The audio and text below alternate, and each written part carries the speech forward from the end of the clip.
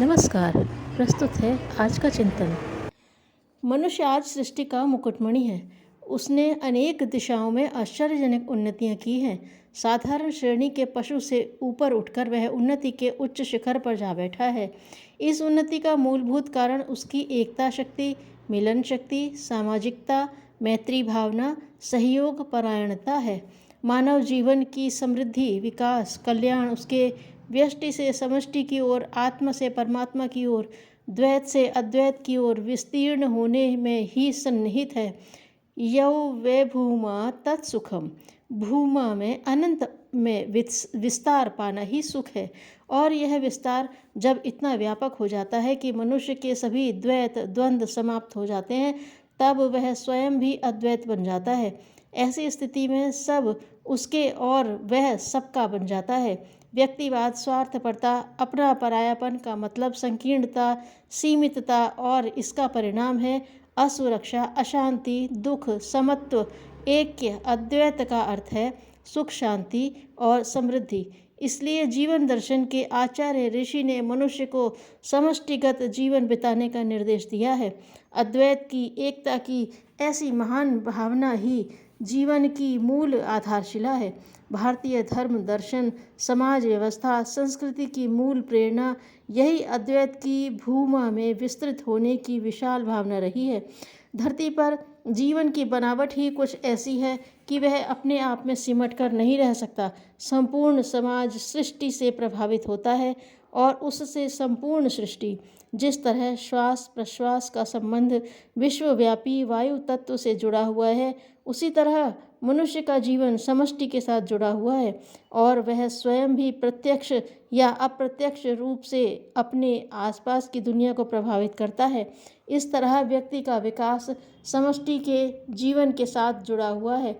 मनुष्य जितना अपने जीवन को समष्टि के साथ व्यापक बनाता जाता है, वह उतना ही उच्च कक्षा में प्रवेश करता है, महानता की सीढ़ी पर पैर रखता है।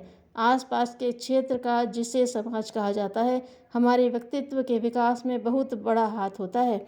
इसलिए प्रतिदान स्वरूप मनुष्य का भी कर्तव्य हो जाता है कि वह इस संस्थान को अधिकाधिक समर्थ और समृद्ध बनाए, ताकि वह व्यक्ति के निर्माण में एवं विकास में अपना पूरा पूरा हक निभा सके।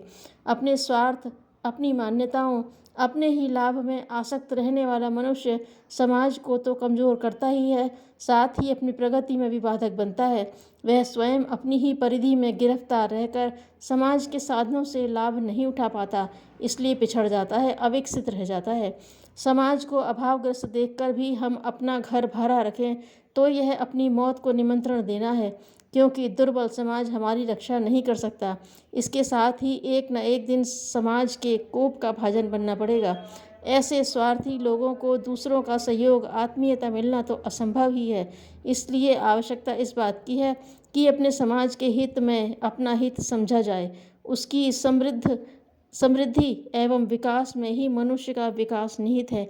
समष्टि में विस्तार पाने के लिए सर्वप्रथम आवश्यकता है सामूहिकता की भावना की। हमारा दृष्टिकोण जीवन के प्रत्येक क्षेत्र में अपनेपन से प्रेरित न होकर समष्टिगत हो। हम जो भी करें उसका प्रभाव समाज पर क्या पड़ेगा, यह विचार करना आवश्यक है।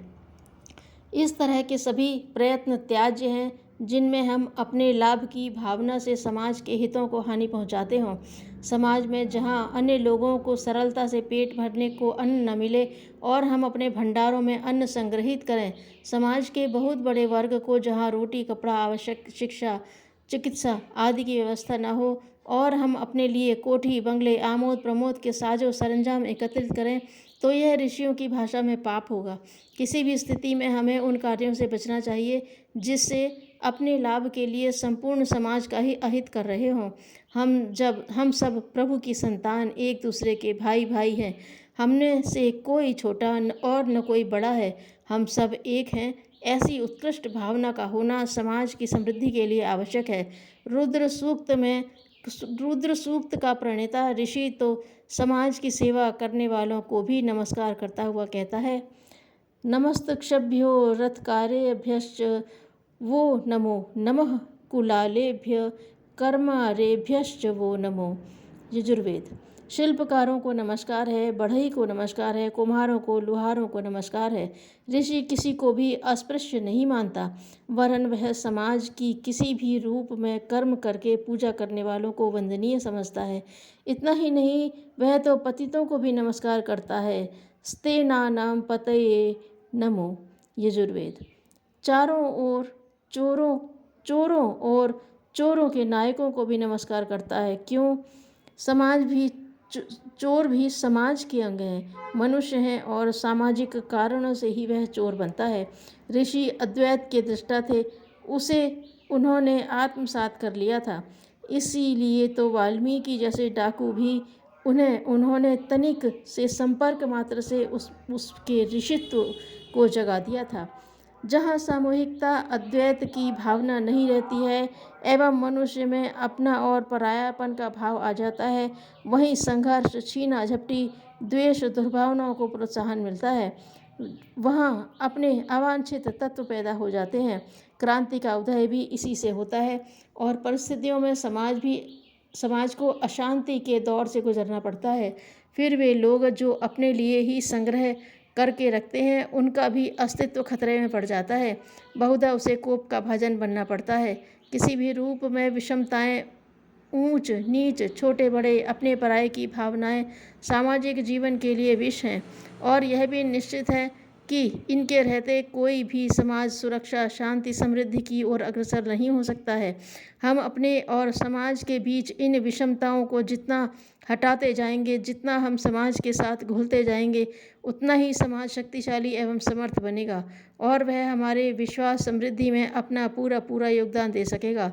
समाज को अपना कुटुंब मानकर वसुधैव कुटुंबकम की भावना को जगाना होगा, तब सबके सुख में हमारा सुख होगा, सबके हित में हमारा हित होगा।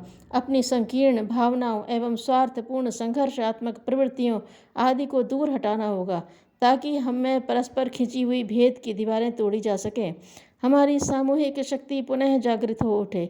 मानव को भाई के नाते गले लगाना होगा, समाज में समानता कायम करनी होगी, सबकी मानसिकता एक समान होगी तो देवता जैसे मनुष्य होंगे, तब पृथ्वी पर स्वर्ग का अवतरण होगा। अतः हम संगठित होकर समाज को शक्तिशाली बनाएं, तभी हम सुख शांति पूर्वक रहते हुए प्रगति के मार्ग पर अग्रसर होंगे। समाज के हित में ही हमारा हित सन्निहित समाहित है। जो स्वार्थी हैं उनका पतन एक न एक दिन निश्चित होगा। सेवा परायण के लिए अवसर और अवकाश कहाँ मिलेगा? पतित व्यक्ति पहले सत्य विमुख होता है, फिर पीछे अंधकार में प्रवेश करता है, क्योंकि पाप अंधेरे में ही हो सकता है। असत्य और अंधकार, ये दो ही पतन के अवलंबन हैं। समाज की अवनति का दोष प्रत्यक्ष या परोक्ष रूप से मनीषा की निष्क्रियता पर ही लगता है। धन्यवाद।